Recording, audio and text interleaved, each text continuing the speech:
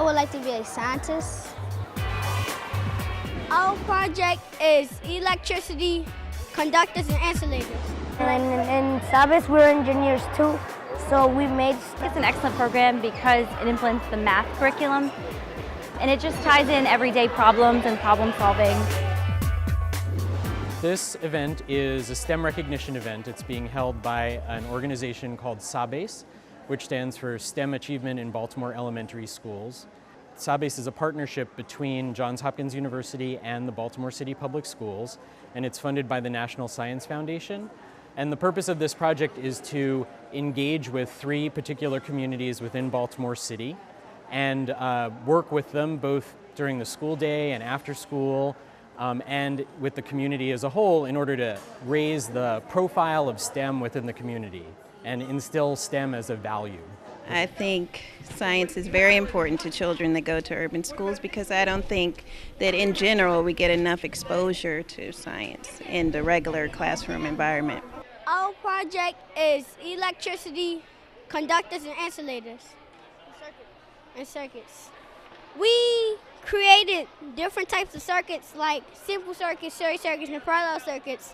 And with different items, we tried to let electricity flow through different items.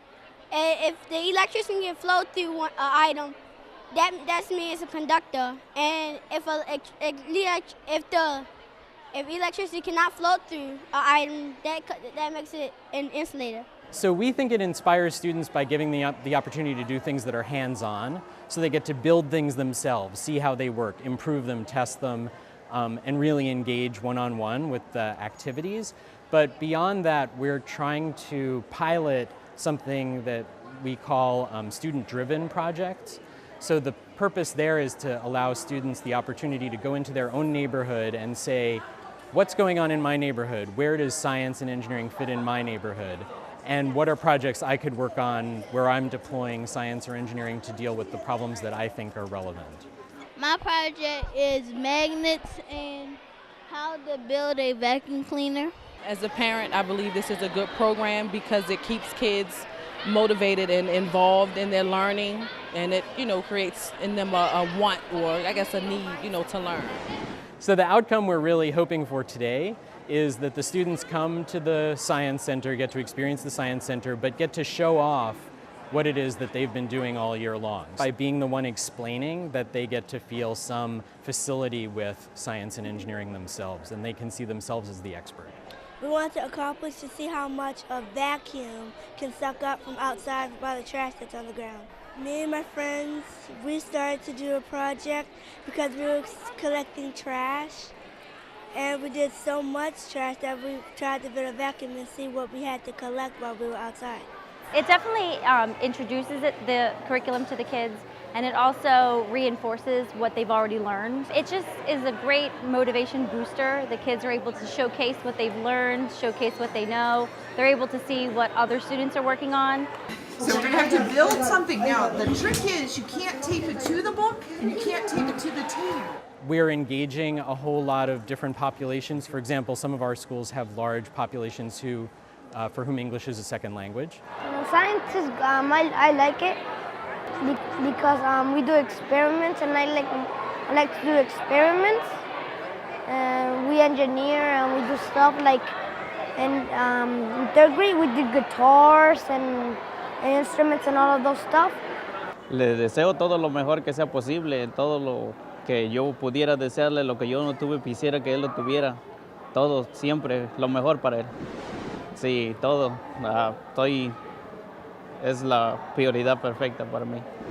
So the parents are obviously instrumental in preparing the students and enrolling them in the after-school program to begin with. But then this event is particularly important because it's an opportunity for the students to show off for their parents and family members what they've been doing, explain why they're interested in it and how it's important, and maybe for parents to have bragging rights a bit to what their students have been doing during the day, both in the classroom and outside the classroom. A fossil was a living thing that died in a natural source of water and was preserved over millions of years. And I will share some tips for you to become a paleontologist. A paleontologist is a person who studies fossils. A paleontologist uses a brush to dig softly, because if you smooth it out too hard, it might break. And like this fossil is a cockle shell, because you can see it right here. It made me feel excited when I started doing experiments. It's been a fantastic experience seeing the kids like play with cars, think about, what does it take to make a car go, and see like the first inklings of interest that could eventually, germinate into like a lifelong interest in science and engineering. So I find it's hard to think of something more worthwhile.